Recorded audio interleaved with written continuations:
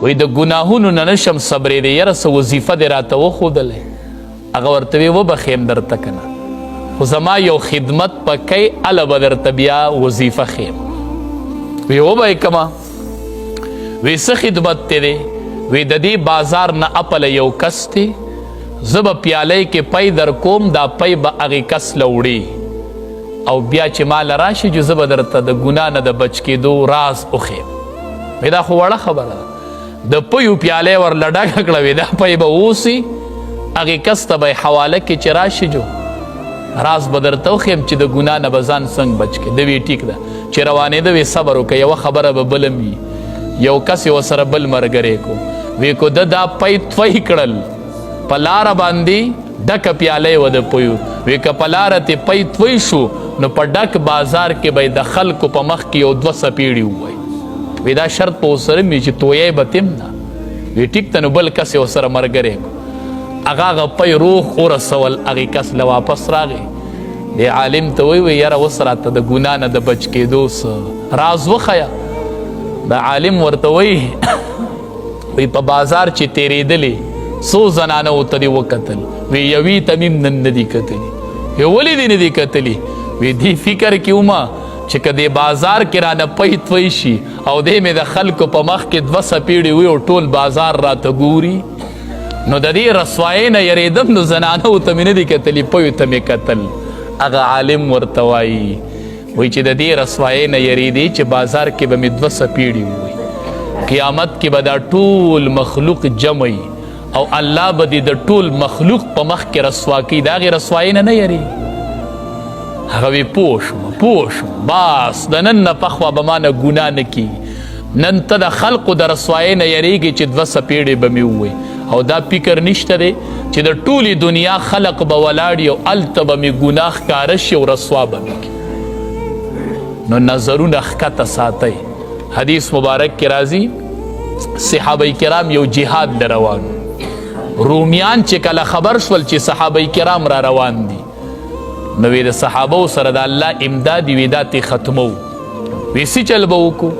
مشوره یې وکړله وی زنانه به ورته سنبال کو لارو ته به یې روباسو زنانه یې سنبال کړلې احادیثو کې راځي نیم وجودونه یې ورلم بربند کړل اوی چې تاسو به لارو کې ودرېږئ چې کله دا صحابه کرام راشي دوی به په تاسو نظر ورواچي نو د الله امداد به تېنه ختم شي اوی چې جهاد له راوتي دي د کورونو نه یې ورځ په بار ایستلي دي نو زنانو ته به یې رغبت ډېري چې کله بازار ته رانږدې شول امیر المؤمنین د صحابه کرامو کوم چې صحابه کرامو د لښکر امیر و هغه چې بازار ته رانږدې شو وی قل للمؤمنین یغضوا ابصارهم قرآن کې آیات ته قل للمؤمنین اے زما حبیب دی مومنانو ته ووایه یغضوا ابصارهم چې نظرونه دې ښکته کي نو د لښکر امیر دا آیات ولوست وی نظرونه ښکته کوي د الله حکم دی صحابه کرامو سرونه ښکته کړل او په بازار تیر علما وایي چې کله مدینې منورې ته رالل صحابه کرام نو خلقو ته تپوسونه کول وی پلانکي ښار کې دنګ دنګ بلډینګونه هغه هم لیدلي وو هغې ورته وی چې مونږ بازار ته نږدې شو زمونږ د امیر د خولې نه دا آیات راغی یغضوا ابصارهم نظرونه ښکته کوي وی مونږ نظرونه داسې ښکته کړي وو چې مونږ د ښار آبادي نه ده لیدلې چې دا څومره آبادي وه چې آبادۍ نه دی لیدلی نو زنانه به یې څه لیدلي نو ولا تقربوا الفواحش ما ظهر منها وما بطن ولا تقربوا الفواحش من نږدې کېږئ هغې بې حیایو ته ما هغه بې حیایي ظهر منها چې هغه څرګنده وي او ښکاره وي ښکاره بې حیایو ته هم مه نږدې کېږئ وما بطن او مه نږدې کېږئ هغې بې حیایو ته چې هغه پټه وي ولا تقتلوا النفس التي موجنئ نفس هغه حرم الله چې الله حرام کړی دی وجل د هغه په تاسو باندې الا بالحق مگر په حق سره یو مسلمان ته د بل مسلمان د وجلو اجازت نشته دی الا بالحق مگر په حق سره درې خبرې دي چې په دې اجازت شته چې بیا مسلمان وجلی شي یو خبره دا ده چې کله دیر شادي شدی او د زنا وکړله نو د ده وجل بیا چې اسلامی قانون اجازت ته چې دی سنگسار شي دا طریقه ده. دویم چې کله دی بل کس ووجني نو قصاصن چې اسلامی قانوني نو دی به د هغې په بدله کې وجلی شي. دریم چې کله دی مرتد شي اسلام پریدي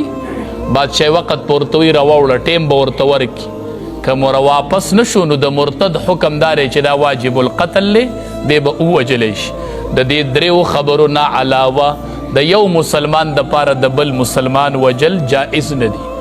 د مستامن وجلم جایز نه دی چې اسلامی حکومت کې یو کافر اوسیږي او د هغې ملک قوانین منلی لکه زمونږ او ستاسو ملک کې چې اوسیږي دا مستامنین دي دا ذمیان دي ذمي درته وایي چې د مسلمان په ملک کې اوسیږي او د مسلمان ملک قوانین مني لکه زمونږ او ستاسو د ملک کې چې اوسیږي. دویم مستامن دی یو کافر د بل ملک نه راغی په ویزټ باندې زمونږ ملک ته دته امن حاصل لی دی به مسلمان نه وجني نو دغه دوه قسمه د کافرانو هم نشي وجلی. هغه کافر به وجني چې بادشاهي وقت د کم ملک سره د جهاد اعلان وکړو نو هغه ته حربي وایي د هغه وجل بیا جایز دی. ذالکم دا ټولې خبرې چې مخکې تیرې شولې وصواکم الله حکم کوي تاسو ته به په دې سره وصیت لفظ راوړو کلک حکم کوي الله په دې سره